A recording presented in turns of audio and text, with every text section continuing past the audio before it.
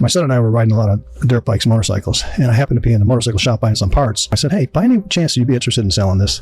He said, I'd sell you this, I'd sell you that. And I even own a plaza at Preston Corners in Cary, I'd sell you. I said, excuse me? He said, yeah, we own a corner at Preston that my father and I built. I'm getting divorced. I got to sell it. So that was on a Friday. On Tuesday, I was under contract with him on Preston Corners. So the point of the story is we went from a $15,000 investment, and then fast forward 4 years, we bought the plaza in Cary for, I think, $2.6 or $2.7 million. Well, that property today is, $5.5 million. But the best part of the story is that property brings each of us almost $100,000 a year in income, which is really nice to have, especially at any age, let's face it. And we have refinanced it probably since 2010. I'm only 14 years. I think we refinanced it 3 times and taken more than our money out in refinance, which is a non-taxable event to you.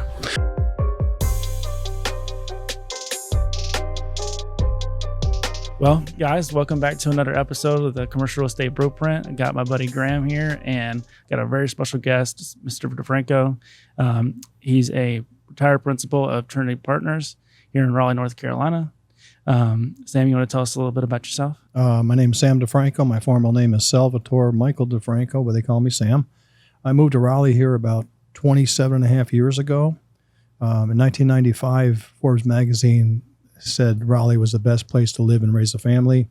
Grew up, born and raised in Niagara Falls, New York. At that time, we were buying and selling real estate, had a small development company, doing mostly commercial development and doing lot subdivisions. And I asked my wife, why should we move here? And she said, well, if we're going to move, the kids are small enough. They were 9 and 11 years old. We got to do it before they get into high school. So we moved to Raleigh and came here not knowing anybody, but my wife had a first cousin that lived here with her family, and that's the only people we knew. So we came down sight unseen. Well, I shouldn't say that. I came down Super Bowl week of 95 toward Raleigh, toward Charlotte, and toward Wilmington, just check out the whole state. Realized that I really liked Raleigh. So that was the end of January. Mid-February, I flew my wife down, and we were landing at RDU, and if you know anything about Western New York, in the middle of February, it's probably the ugliest place and the coldest place you can be, other than Alaska. So as we were landing at RDU, and she looked out the window at the plane when we were landing, it was a sunny day, and it was probably 65 degrees out, and before the plane hit the ground, she said, I'm convinced. So that was an easy pathway for me to get started here. It took me about 2 years to unwind everything I had going up in Western New York, mostly residential real estate with a couple small commercial buildings. And then I was doing residential subdivisions with a business partner, one of my best friends who has since moved down here and followed me down. I was buying the land, subdividing it, and he was building the houses on it. And together we were doing okay. But it got to a point in Western New York where we were buying more signs. I was buying literally 50 signs a month. And everybody would say, well, I see your sign all over the place, for sale, for lease. Mm-hmm. And I say, yeah, that's all you see. But meanwhile, the sign guy's making more money than the broker is because nothing's moving. So we came down here. I immediately went to work for a gentleman named Russell Gay and Associates. Russell was doing office condominiums, which I had some experience with up in Western New York in my early years of commercial. And I went to work for him for a year. We sold out of everything we had. It was literally 1997. The market was on fire. It's hard to believe, but at the time we were dealing with fax machines, and people would call and say, hey, I see this property you have at such and such address. Tell me about it. And I'd tell them, and I would do the deal on the phone. Okay, we'll take it. When can we have it?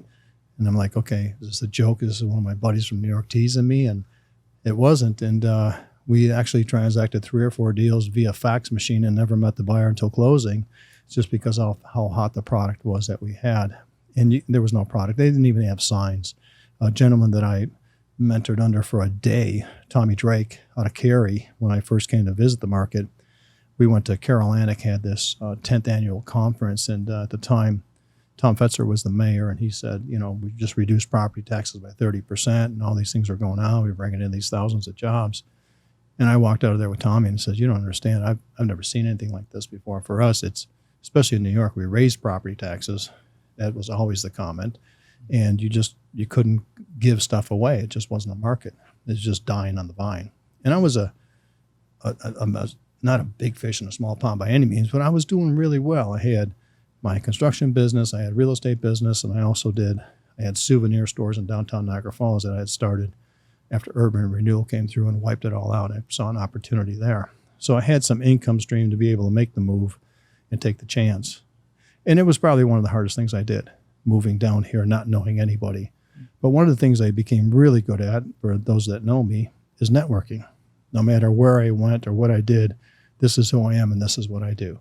And I also made it a point to let people know that I'm not a big shot from New York, even though I always dressed real well and had nice cars.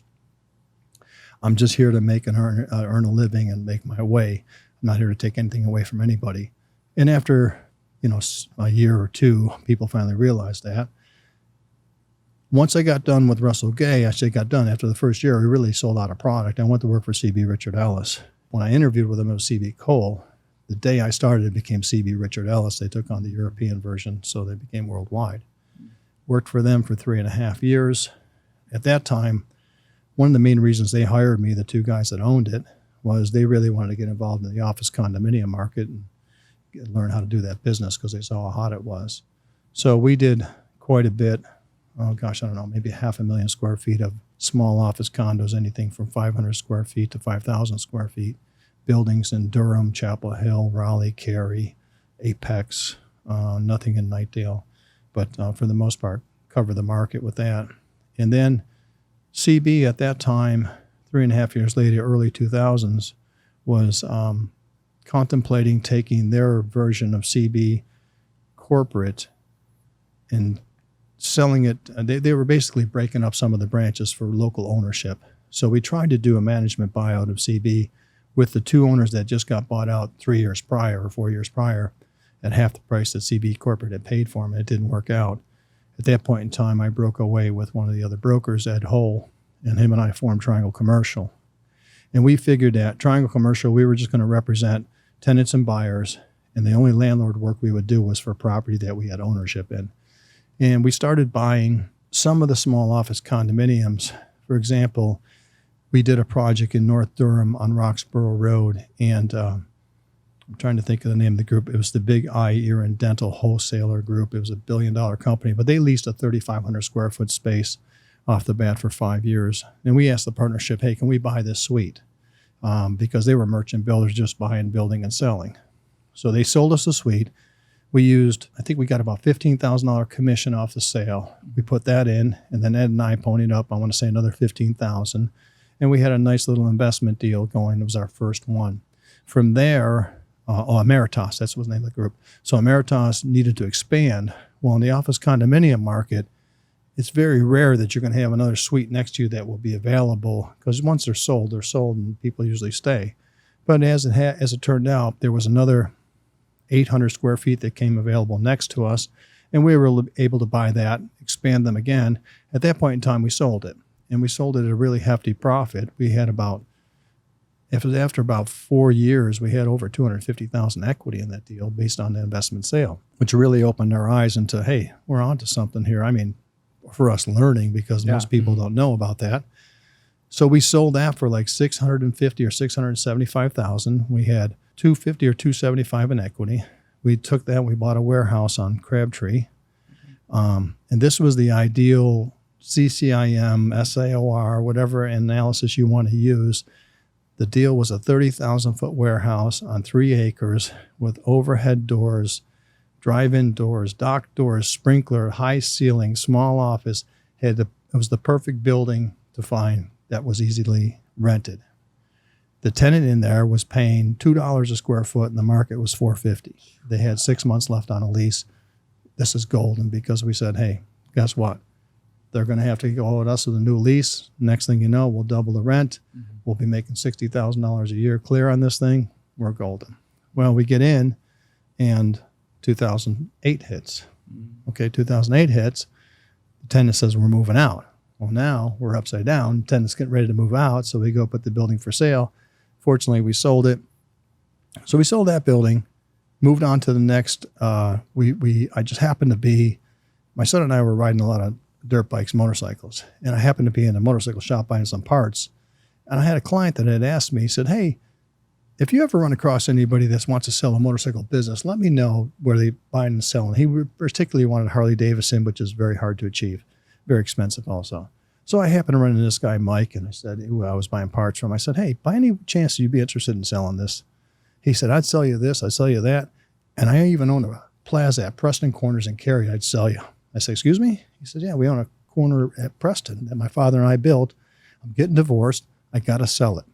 So that was on a Friday. On Tuesday, I was under contract with him on Preston Corners, and because we had sold the building on Crabtree. So the point of the story is we went from a $15,000 investment, and then fast forward 4 years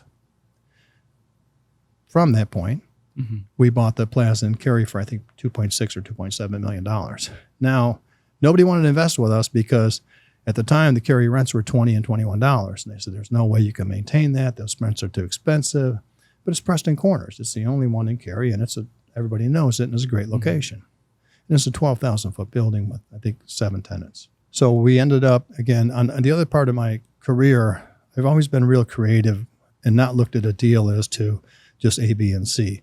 You got to tear it apart, put it back together, and really scrub it and figure out what can this really be and how can I make it happen.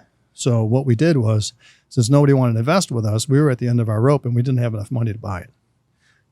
We went to the seller, and he had owned it with his mom. It was originally him and his dad that had built it.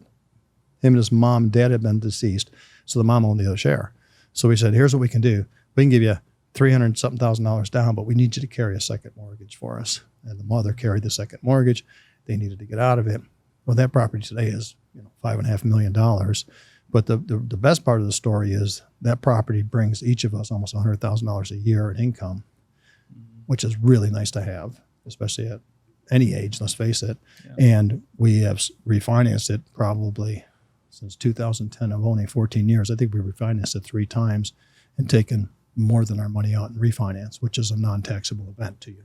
Mm-hmm. So that's the power of the real estate. Plus, it still keeps paying. Plus, it's an amazing location. Now, like anything else, you want to buy location, location, location. That's the premise behind the real estate. But that just shows you the power of multiplying, and also 1031 exchanging, which is super huge and important to do. We've done a lot of exchanges in my career. It's really important. The important part is explaining to people how it works, because if you're not involved and you own a chunk of land or something like that, the biggest problem with selling or trying to convince a farmer or somebody that's got family land is, I don't want to pay the taxes. But once you can explain to them how that process works, that multiple becomes very attractive in turning that raw land that just costs you money and taxes and insurance into income-producing property. Yeah, no, that's great. That's huge. I mean, that's kind of like a lot of what we hear from a lot of our guests, the power of just like they start in residential, maybe something small, they buy it, they sell it, then they get their first commercial deal. And it's like once they get their first commercial deal and kind of opens their eyes to what happens if you buy a property with lower income, increase the NOI, and then sell it, increase the value because of the income. The power of that is crazy. And it's knowing how to do it too. I'm under contract for a piece of property in Southern Pines area right now, which I'm getting ready to retire there.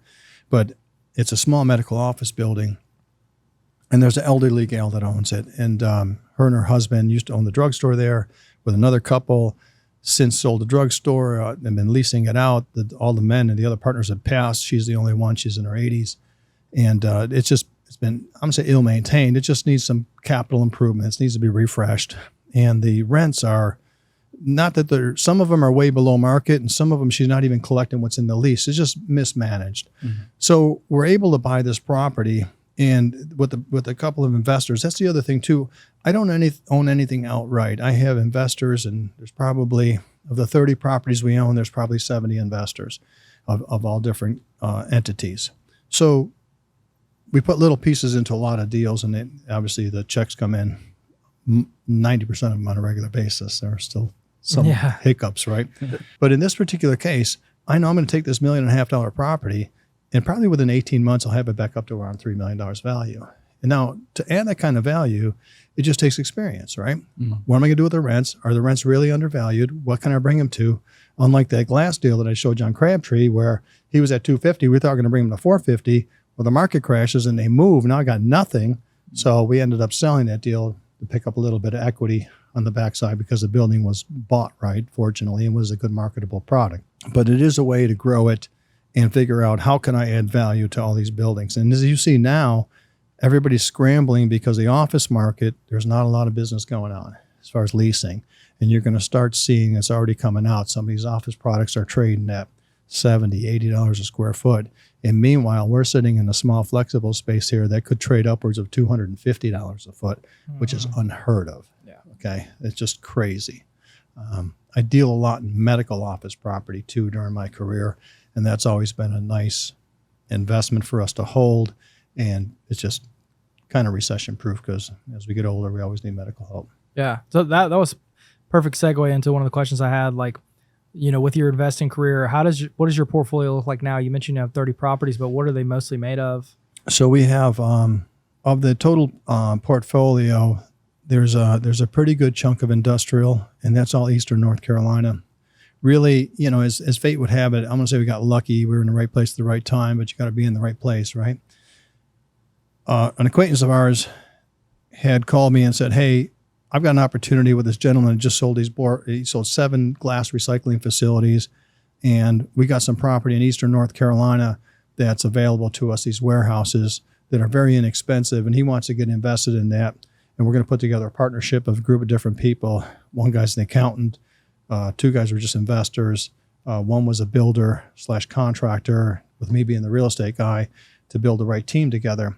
And so we went and bought just over 1 million square feet, 3 different properties in Eastern North Carolina. One was the old Twinkie facility, Merida, in Rocky Mount, and then we paid $7.68 a square foot for a 190,000 foot building. Now, as you can imagine, the building needed some work, but it wasn't totally uninhabitable. Now, today, that building generates $800,000 a year, so in 1 year would have paid for itself for what we paid for the building. So we got about 1 million square feet of industrial there.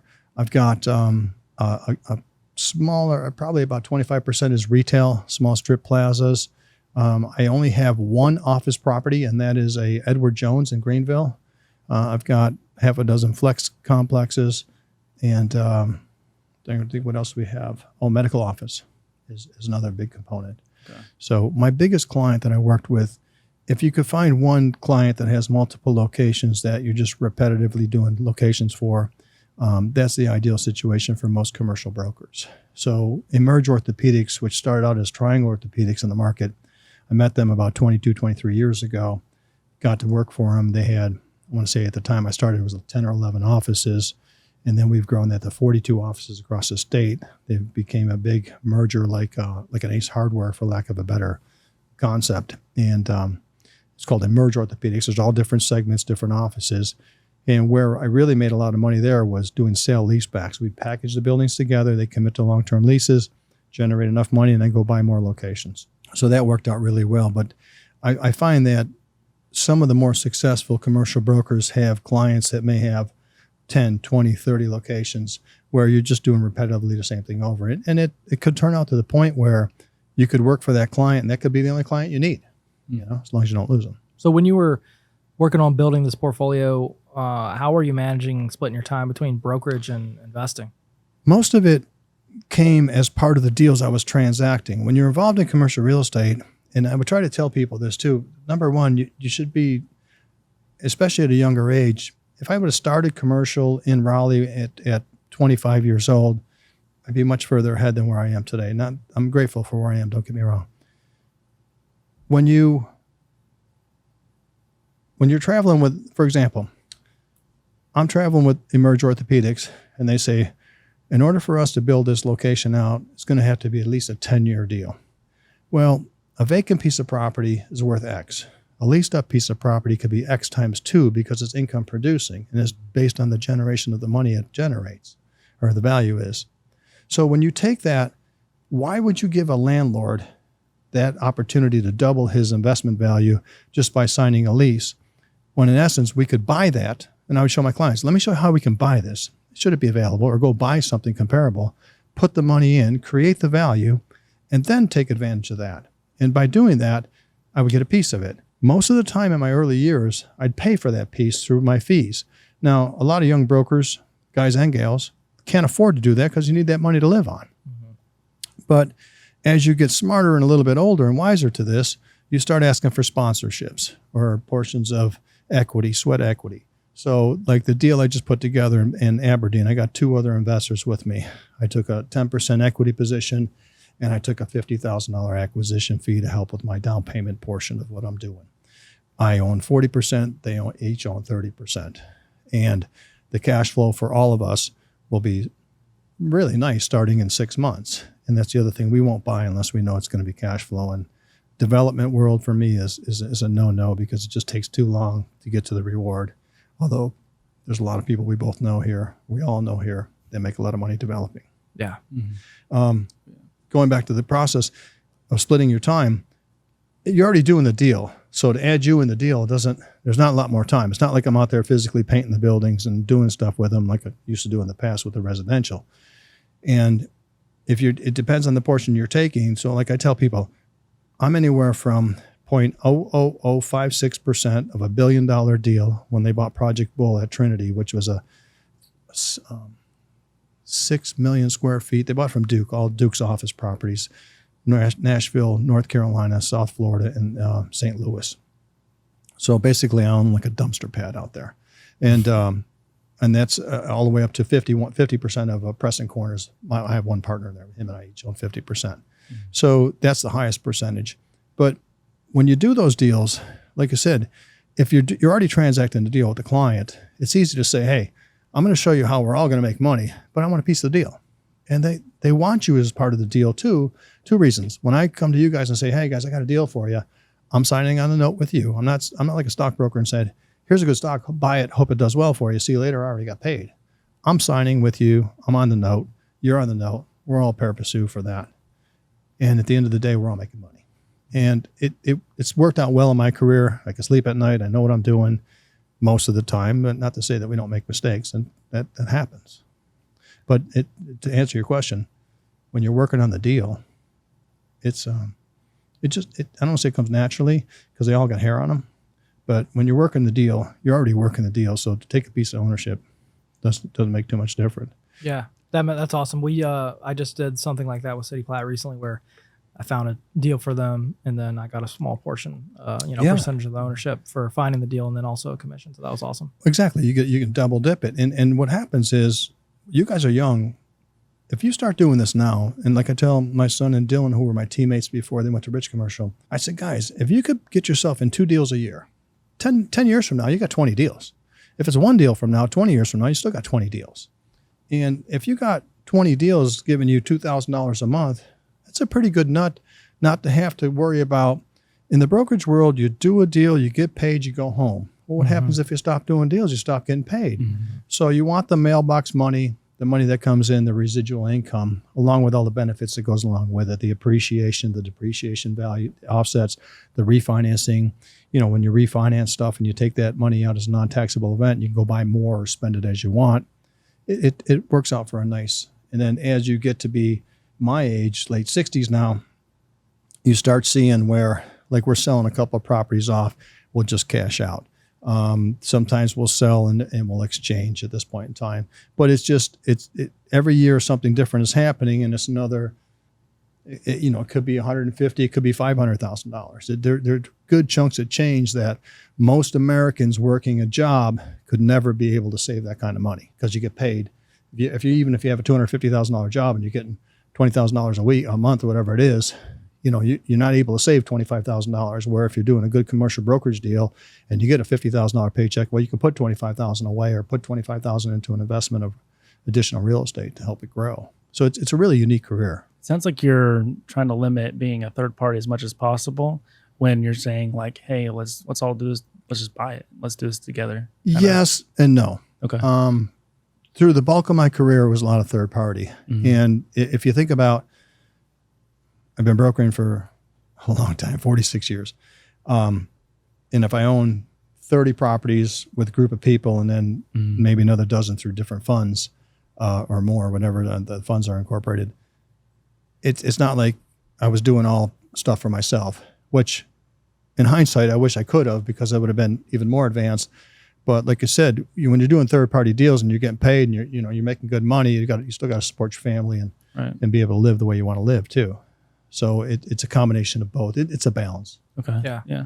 That's awesome. That kind of leads into one of my questions. Like, trying to keep the lights on stuff. Our goal, it's a little bit ambitious, but I think we can get there. 20K cash flow, passive, give or take passive, right? But 20K each in 3 years. Annually? Okay. Or no, monthly. Sorry. Monthly. That'd be 240,000. Yeah, 240,000. Yeah. So the biggest thing, I've written a program, it's called Goalkeepers, and I just started teaching it recently, sporadically. It's about an hour session. One of the things I learned early on was the benefit of having goals and physically writing them down and knowing how to process the goals. And the first thing you said, like, here's a goal of us to have. You got to have the goal. You got to have a plan of where am I going with this thing. So in order to do that, just like we tell the brokers when we're in the shop, how much money you want to make this year? Okay, you want to make $500,000.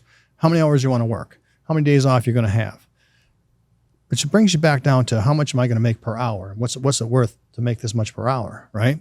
And then also brings you back to if I know I want to do $500,000 and I got to do 50 deals at $10,000, am I going to do 25 deals at $25,000 or $20,000, whatever it is? So you got to ask yourself that too, and you can't just come out of the box. So here I'm a commercial broker. All I want to do is $100,000 deals. Now we've had guys and gals that think they could do that, and we call them elephants. It's nice to hit a 6-figure check or even a 7-figure check, which I've only had one time in my career, but still, it's nice to have those checks when they come that large. But you got to eat a lot of rabbits before you get the elephants. Okay, in order to survive, you can get an elephant, you can live a long time typically, but even then, remember when you get paid in the commercial world, you get paid a check. Half goes to the house, whatever the commission split is. The other half of that goes to Uncle Sam. So you're down to 25%. So, it doesn't last as long as you think, but it's a matter of keeping that pipeline full so those checks keep coming. And what are you working on to keep that going? One of the things I recommend too, and I know Nikita's a big proponent of this, is have some kind of professional coach or some kind of direction of continuing to learn all the time. My goal was CCIM and then SIOR to get both of those. Early on, I had a designation of Certified Exchange Advisor, which was a 80 or 90 hour class work to learn how to do exchanges properly. That's awesome. Up in New York. And it's been very beneficial throughout my career. But you got to keep learning and just keep on top of who's doing what. But the creative part that can help people, because there's a lot of people that want to invest out there in real estate, and they have no clue what they're doing. And you'd be amazed. You already hear the stories of people put $100,000, $200,000, $1 million into something and they get beat. I was with a guy yesterday. He put $450,000 with his brother-in-law of all people, and he said the guy just filed bankruptcy and didn't get it. He ended up getting his money back there through suing him, but never got any returns. And those stories are endless. But there's a ton of money out there that people will pay you to get a return because they want the returns and they want to be invested in commercial real estate. It's just a matter of you guys guiding them along to figure out how to do that. Yeah. And it only comes from experience. Yeah. No, that's awesome. That makes me think of two things I want to say. One of them, I took the first CCIM class. I'm wanting to do the other 3, which has been great. The first class was phenomenal. And then I also took a 6-month Massimo coaching course. And I think when I actually first got introduced to you in Rod's book, you were in his chapter, right. Brokers Who Dominate. So yeah, I've been in both books. 2 of the books he's got. Yeah. And the follow-up 10 years later, we did another story. Where are they now type of thing. Rod, I had Rod for a coach for numerous years. And people go, man, you got all this experience. Why the hell would you have a coach? Michael Jordan's got a coach. Tiger Woods got a coach. I mean, it's a matter of keeping you held accountable. And Rod's got some amazing programs out there that I would highly recommend because of just giving you focus and direction on what you're doing, keeping you on task. Yeah. And even if you use, like I've always told people, early on in my career when I had the souvenir stores, I traveled to New York City to a place called Jacob Javits Center, which was big enough convention center to hold all the NFL games in at one time. That's how big this place was. I forget how many millions of square feet. They had everything, all kinds of junk stuff in there that I would buy for my stores. My goal was to find the pet rock. If I find one item during that show that I could bring home and sell that would pay for my whole trip, my goal was accomplished. I use example. Because we were border with Canada and Niagara Falls, I bought these hats from this guy. We walk around. You got anything with Niagara Falls on it? Hey, Charlie, do we still got those hats from such and such? The guy had, I want to say 100 dozen hats. And he sold to me at like 50 cents a piece. Great. I took them back to the store. I sold them for $12.99. Okay, guess what? That paid for 40 trips to New York City, and I'm golden. Same thing happens with a Santa Massimo class or anything else you go to or any event you go to, a network event. Can you bring one nugget out of there, even this session today? Can I bring one nugget from this that's going to take me and make that worthwhile. Yeah. And the big thing, again, for me was my networking with everybody. I didn't know anybody when I came here. And going out to all these events, they'll tell you I've been networked at too many events, if you will. But now it always led to deals, but it led to relationships that, like we say in New York, I got a guy. If you needed something, I can call someone and he would know somebody that knew somebody to get something done. Yeah, that's awesome. That's kind of, that was another reason we decided to do this podcast. We get to get awesome guests like yourself, high-level guests in the industry that we can network with, meet face-to-face, and then, learn as much as possible from, and then share with more people. Well, exactly right. Because, again, we didn't have this opportunity growing up as kids, and it was just street smarts, I guess you would call it, just hustling the best way you can to figure it out. Yeah. And the biggest thing, too, when I first came to CB, I think the first year I did 62 deals. They're like, oh, my God, how'd you do 62 deals? I called everybody back. Imagine that. So maybe you got a cell phone on your side. Even then, it was kind of prehistoric, but you still got a cell phone with you. Call them back, even if you don't have somebody to tell them. I'm calling you back. Just let you know I got nothing to tell you. People appreciate that versus Just you don't answer them. the phone. And I think brokers are the worst for returning phone calls, even when you're trying to bring them a deal. Yeah, that's right. That is very true. You mentioned having a lot of partners. That was one thing I was going to ask. Like, if you were to go back, maybe if you were to go back and do it again, or maybe how you do it now, would you try to take things down by yourself, or would you recommend going out and trying to raise money with, LP partners and doing So it we that looked way? at all formulas with that, and every deal we do is different. We looked at, I spent 2 years trying to figure out how to create a fund. Should we create a fund with a gentleman? And we were working on it pretty hot and heavy. And then actually what happened there is 2007, 2008 hit. So it kind of shut us down. Thank God, because had we been a little further along, we would have raised that money and been kind of sinking ship. But I like the way I did it. I've got numerous different partners. Now, they say the only partner is the one you have at home, and not necessarily that means it's right, but at the end of the day, it shares the risk, shares the reward. To get into commercial, like you guys said, you bought a duplex. If I own a duplex, it's easy for two people to get in, even one person to get into. But to go buy a piece of commercial property, commercial starts with millions, typically. So it's really hard for an individual that didn't come from money or doesn't have any money to just go out and buy a piece of commercial property and then be totally responsible for that. I mean, right now, as the way it's structured across the board, we're at about somewhere between 45 and 50% loan to value. So the structured debt that's on everything is very attractive because we refinance a lot of stuff when the money was low, which is obviously changing. But at the end of the day, every partner has got some risk and reward. You go buy a big complex with one or two big tenants, they go dark. We're going through that right now with a bankruptcy on a con store on Capitol Boulevard over there, and they were paying us $62,000 a month. Well, I'm 15% owner. Yeah, it hurts. We've been getting distribution checks for the last 7 years, and we've got reserves. That's the other thing that's really important to remember is if you're buying into commercial real estate, what we learned after 2001 when the tech crisis hit through the SIOR guys was make sure every deal you do, you overfund it. So I buy a deal, even if you're buying a duplex, make sure there's an extra $20,000 in the account. Just because as things are going to happen, and partners do not like cash calls. I can tell you that right now. It's the last thing we'll do. Oh, by the way, we're out of money. We need you to put some money in. We've been fortunate over the last 10, 15 years not to have really any cash calls, unlike we did in 2007 through 2010. The partnership structures that I have, I like. Some people do funds. Funds are expensive. They take time. There are a lot of legalities to them. We usually put together just LLCs. If I find a piece of property like the one I found in Aberdeen or Southern Pines right now, I got two business partners. One's my best friend, he was the builder that was doing the lots with me. And another one's a business partner that's been involved in 2 or 3 properties with me. And we each put up some money, and the 3 of us will go under one LLC with our individual LLCs under that as an umbrella and buy the property. And this particular one too, the other big thing is you hear a lot about it years ago, but owner financing. We're getting owner financing on this deal because I asked the woman, I said, is there any way you can owner finance if we throw you $500,000 down? She said, absolutely, because the advantage to her is she doesn't pay the taxes all at once, but she's not selling at a really big profit regardless. But those are huge benefits.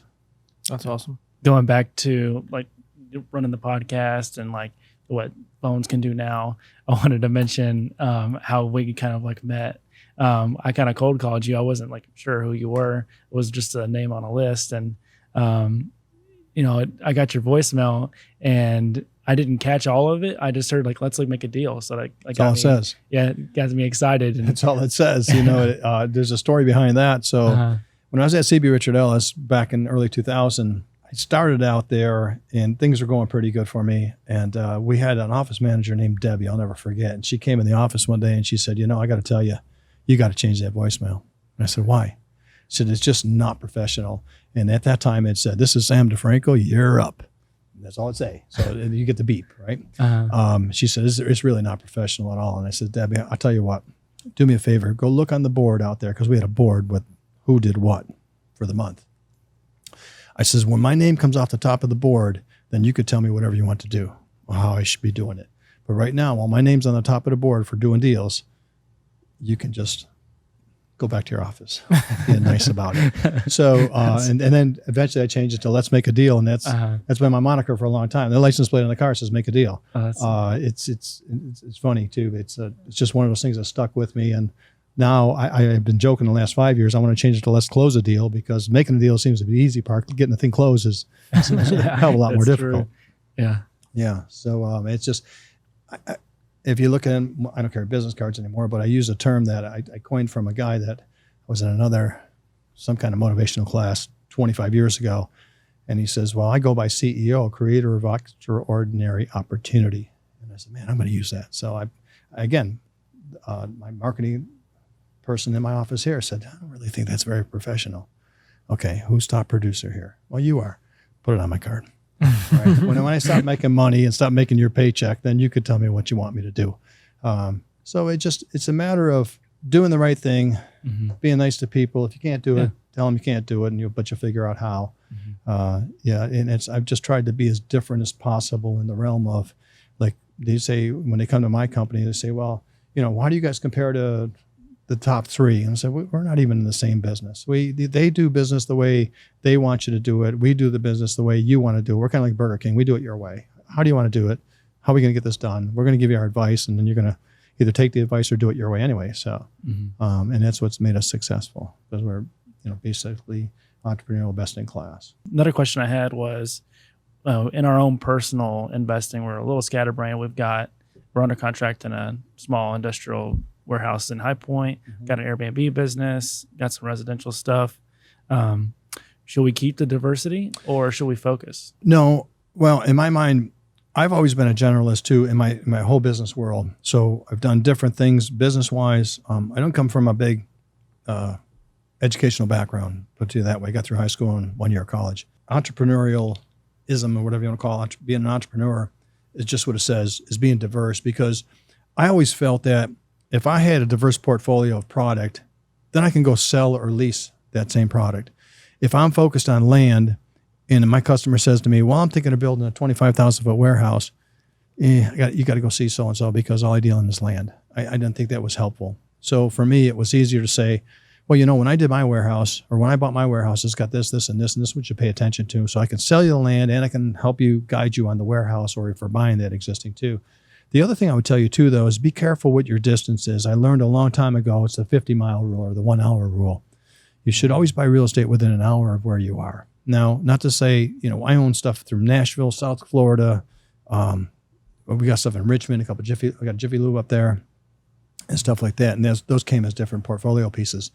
However, if you can't get to it within an hour's drive, most likely, I don't think I'd recommend it. Now, if it's a 10-year deal with Coca-Cola as a tenant, not a problem.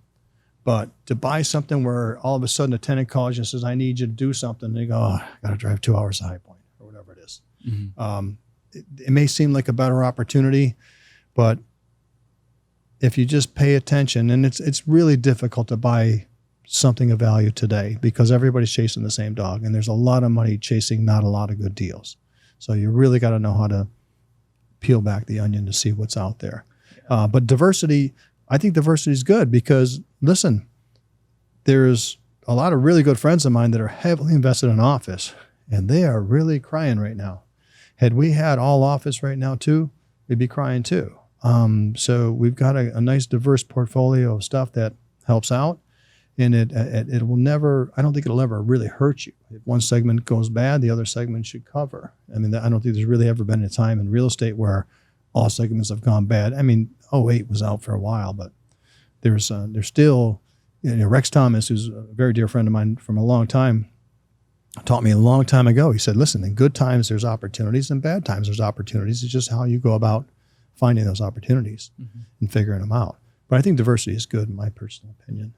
So you're going to take a higher quality deal and maybe a field that's not as familiar to you over something that that may not be as great as a deal then. Ask one more time. Sorry, no, you're fine. So you're going to take something that's a better deal in a field that may not be, it's a better opportunity right now. So I'm going to take that, even though it's not in my per se field. Yeah. I mean, so personally, I don't invest in apartments and mini storage. I've bought and sold apartments for clients before, only a few in some bigger complexes. I kind of, in hindsight, I wish I had done more apartments, because as starting out in multifamily as a kid with these duplexes, triplexes, and I had the biggest building I had was a mixed use, eight units. But the apartment market is, as we all know, has been stupid crazy, and a lot of my other good friends have made serious money on the apartments. But I just don't, the storage market, Braxton Jones and Carrie's Mr. Storage, and he knows everything about it. And so whenever I need something about storage or a client asks me, I just send them to him. But for the most part, I feel I'm pretty well versed in medical, retail, office, warehouse, flex, land. Done a lot of land sales, and then investment sales for sure. So you've obviously been extremely successful, which is awesome. So congratulations on your years and years of success. I think I saw online that you're a big car guy. Yeah. Jesse's a big car guy. Yeah. I know you wanted to ask you some questions about your collection. Sure. I believe I've seen you at like Cars and Coffee in Morrisville back in the day. It was much smaller than it is now. Now you go out there and it's just 4,000 cars I think we had last month. It's insane. Yeah. Did you pull up in a Bentley? Was that a Hussein? That's a Flying Spur. Flying Spur? Okay, it's a new Flying Spur. I hadn't seen one in person. And it's a hybrid. It's my first hybrid car, believe it or not. It's a plug-in hybrid. Gets a whopping 30 miles electric, and the rest is gas. But I have to tell you, I had this is a 23. I had a 20 Flying Spur that was with the W12 motor, and it couldn't go by a gas station without stopping because it was such a pig. This one here, blended, I get about 40 miles to the gallon, which is not that I'm concerned about gas mileage, but it's nice to know once in a while. Yeah. You got something that gets good gas mileage. The old Bentley's got like 12 mpg. That's what it gets. Yeah. The other one did, for sure. And the Mulsanne was even worse. Yeah. So I kind of want to buy one in the next few years. Obviously, I don't have the money for it at the moment, but what advice do you have to get your first exotic? People ask me that all the time. First of all, they go, what's your favorite car? And they're all different. Everything I drive is very different, if you will. But what got me started in cars, I've always loved cars, could never afford them. And I tell the story, I was about 21, 22 years old. I was working in a wood shop for Formica. You don't even know what that is. It's a laminate. Yeah. It was over old countertops. It was Wilson Arts and Formica. We were doing for the bowling alleys. One of my good friends had the contract for a lot of local bowling alleys to redo all the countertops and stuff. So I worked in his wood shop. And one of my dear friends, who I still communicate with now up in Western New York, worked at a place called Occidental Petroleum, and it was a chemical factory in Western New York. It was a nasty job. And he worked in the chemical factory because his father worked there and his uncles worked there, and that's what everybody did. It was very blue collar where I grew up. My father was a city firefighter and a plaster and drywall mason, and just a tiny bit involved in real estate as in the later years when I started getting involved in it. But I always loved cars, could never afford them. And one day, Donnie pulls up and he's got a 280 Datsun Z, black, tan interior, T-tops, just gorgeous. I can see it as if I'm picturing it today. It's visual, and he pulls up on their dirt parking lot back there, and it's sparkling. It's like, oh, this is amazing. I said, you got to ask you, how much does this thing cost? He said, I think at the time it was like $325 a month. I'm like, damn, I'm not even making $325 a month, and he's paying that for a car payment. But he's working in the plant. And I said, and at that point in time, I said to myself, someday I'm going to have nice cars. I don't know how I'm going to do it, but someday I'm going to have nice cars. And I just worked and realized that somewhere down the road, if you read Rich Dad Poor Dad, you can have all those things you want. You just get something else to pay for it. To go out and lease a car today, or to buy a car like this and put it on payments, it'd be $10,000 a month or some stupid amount. So my promise to myself now is if I can't buy it, I'm not buying a car. I don't need a car to have the big payment and worry about that. Mm-hmm. So eventually I started buying cars. When I came down here, I really wanted to buy a Ferrari, and that was my goal, to buy a Ferrari. And I was 40 years old. And then in 1999, there was the internet really wasn't popular. So I was reading a magazine called DuPont Registry, if you've seen it. It was hardcover, and it came in the mail every month. It had all these cars in it. So I'm reading DuPont Registry, and I see it was a 1991 348 TS Ferrari. And I think it had 12,000 miles or something. And this is 1999, so the car's 8 years old. And it's got a 919 phone number, and it's the colors I like. And I'm like, oh my God. I call the guy, and it's the guy named Mickey Hamlet, who was the number two guy for Amway. And he lived on Six Forks Road, literally 5 miles from my house. I'm like, you gotta be kidding me. So I go to the house, and this story leads to a few things. So I go to the house and knock on the door. It's a big sprawling ranch, and the wife opens the door, and first thing I see all the way through to the back of the house is a big, gorgeous pool. But you can see straight back to the pool and the glass wall. Mm-hmm. Like, wow, this is really nice. And then he's got a 6-car garage with his offices above it next door. Mm-hmm. Shows me the car, blah, blah, blah. He says, I'm selling everything I own. Y2K is coming. This world's coming to an end. I bought 80 acres in Nashville. I'm freaking out of here, he says. I said, oh, okay, cool. So long story short, I didn't buy the car. After Y2K came and went, then I bought the car. And that was my first exotic. I had my first really nice sports car was a Cadillac Alante, which was Pininfarina bodied Cadillac with Cadillac drivetrain, but the car was built in Italy and the drivetrain was put in America. Okay. So I bought that in, I think I was 34 or 35 years old. And then the Ferrari started with there, and then it's just been escalating since. So yeah, cool. it's awesome. it's a great habit. Yeah. It's fun. They're obviously expensive, but it's good. And have you been to Carolina Exotic Cars yet over on Glen Royal, the car club? Yes. Okay. No, not the dealership on Glen. Where they had the Bugatti inside, right? No, there was no Bugatti. We haven't had Bugatti there. That might be car space. You're thinking car space over there. It's car space. So Carolina Exotic Cars in Glen Royal is a private club we have. It's about 30,000 square feet of space. So we've got 2 big showrooms. We've got a steakhouse. We've got a lounge. We've got we can have all kinds of events there. And then there's some car garages. I've seen this. Yeah. Well, if you ever want to go, I'll take you over there and just hang out. It's a really cool place to visit. And then we got the car dealership. I say Payman Basel Band, one of my, first of all, I told you my wife, when we moved here, I only had one cousin. Payman lived next door to them, and he's the first guy I really met when I came here. So I've known him for almost 28 years. Oh, wow. He built this. He used to have Cabriolet Motors over there on Lumley, and he sold that to Hendricks, and now he built this car club. And we got one heck of a facility over there, and he owns it all. We got about 250 members and different events. We've got a charitable organization called Ride of Your Life, which is for young disadvantaged children that we teach them life skills, and all based around automobiles, which is really cool. We took them out with 2 sheriffs, one driving a Ferrari, one driving a Maserati. 2 weeks ago on 540, took them up to about 140 miles an hour, and with the cops kind of guiding us, so we weren't going to get tickets. But it was fun. That's super cool. That's super cool. What do you have? What do you have now in your collection? The Flying Suburban Bentley. I have a Lamborghini Aventador Roadster. I have a Ferrari 812 Superfast. I have the Maserati MC20 CeeLo, which is the new convertible. Yep. Aston Martin DB11 Volante convertible. Jaguar F-Pace. And Sierra 2500 diesel truck. What's that, 7, right? 7. Yeah. Awesome. No more motorcycles. I'm out of motorcycles. I retired from motorcycles. It's too dangerous. I kind of think the perfect 3 is having a really cool SUV, having the sports car. My personal favorite's the Aventador SVJ. Yeah. And then having a truck like that is cool. It is. And the SV, it's funny because I'll tell a lot of people, hey, if your child's doing good or something and you want it, because they say, hey, can I bring my kid over to look at your cars? I say, I'll tell you what, I'll do one better. You could bring them over to look at it, but if they're give them a goal. Get straight A's a semester, do something, go paint your room, whatever it is, do something good. And then we'll reward them by, I'll either come to school and pick them up, which is awesome. Because first of all, when you go pick up a 10-year-old at school, all those 10-year-olds know more about my cars than I do. They really do. Oh, this has got the blah, blah, blah. Yeah. Okay. I guess it does, and then when I bring them to the house, to the garage, currently the house I have holds 7 cars. So everything fits in the garage. So when you bring them there and you say, okay, which one do you want to ride in? It's always Lamborghini. Always Lamborghini. Every time. Even though the Ferrari's more horsepower and different things, but it's always Lamborghini.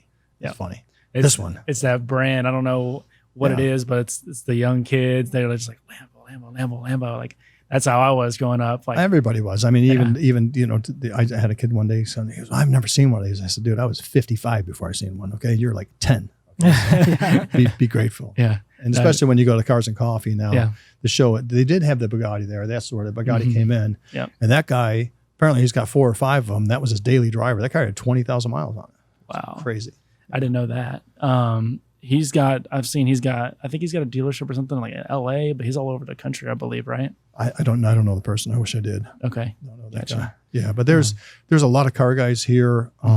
It's a really interesting thing. Unfortunately, Mr. Ingram, who passed away, had the second largest Porsche collection in the world, and that's based out of Durham. And is that part of what burned? That was when they had the that's what I explosion thought, downtown. Yeah, you were probably around when that happened. I was at our office at Pickett Sprouse, and I felt it shake, and we're like, "What was that?" Yeah, that was a pretty sad situation, especially as somebody had to lose their lives. Crazy enough, there was an Asian fellow, I believe, and he owned a coffee shop over there, and they're telling him, "We got a gas leak. You got to get out of the building." No, I'm not leaving. Building blew up, and he died. Yeah. And plus, I think a worker got either killed or strongly hurt over there too. Yeah, but that was one heck of a collection. They still have the collection, and the sons run it and everything else. But it's a very amazing person, Mr. Ingram, who just recently passed away from cancer.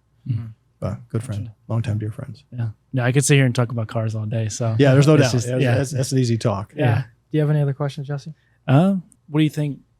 Commercial real estate in Raleigh, Durham area. Where do you think it's going in the next 1 to 5 years? So it's interesting you ask that. We have a partners meeting once a month, which I just got out of after 2.5 hours. So this is kind of relieving.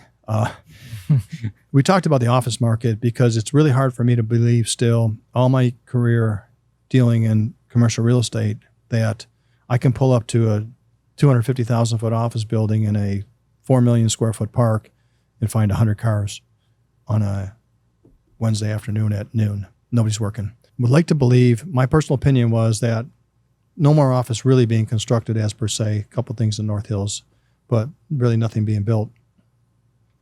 With the influx of people that are coming in and all the jobs, you'd like to believe that the office would backfill, but they're not. They're still, here we are 4.25 years later from COVID that knocked this world apart, and they're still not backfilling the offices. So everything we do, years ago, I used to teach real estate financial analysis for investment and as a part of a continuing ed course for the state.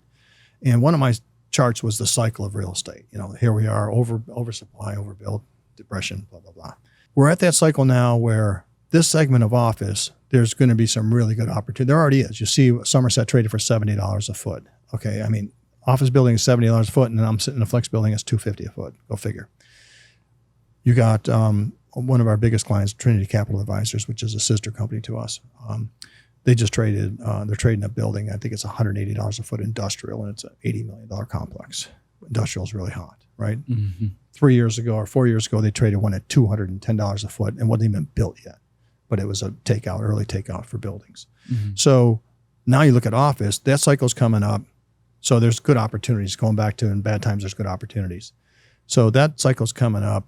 Retail's still been really strong, still hard to build, not a lot being built to speak of. So retail's being really strong. Flex is always strong.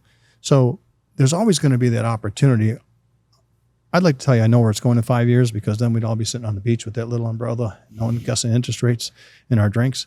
So at the end of the day, we're in a great market because the triangle is going to stay strong.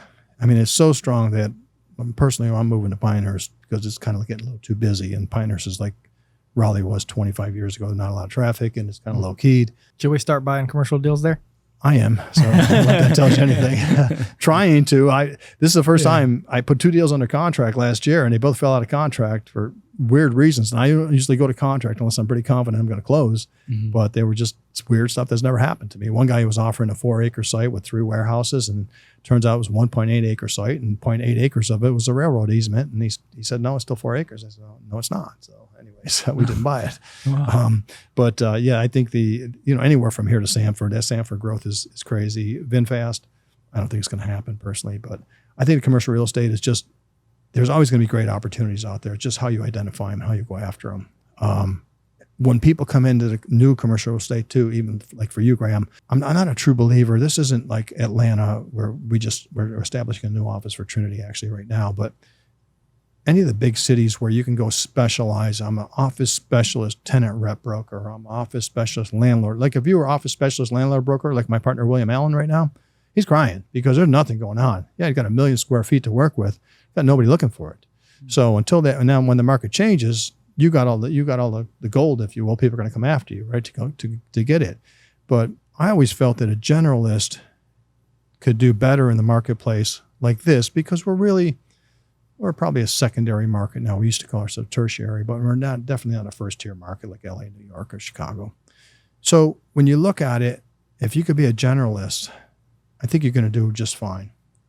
Personally, that's how I would advise anybody to go do it. And starting out in real estate, that's the hard part because you eat what you kill. Not a lot of places offering salaries to come start out unless you go work for Advanced Auto when you're a leasing administrator or something like that, which is still a good place to learn. Okay. Yeah. That's awesome. Yeah. Well, thank you so much. I mean, you welcome. gave us a bunch of really valuable information, and I'm sure people listening will Hopefully get a it lot was of, helpful for somebody. Oh, definitely. It was helpful for us. Very helpful. So, Yeah. Well, anytime you guys, reach out. I'm usually responsive. I'm not on a golf course or driving a car somewhere. That's awesome. Great. Well, thank you so much. Yeah. You're welcome. Thank you so much.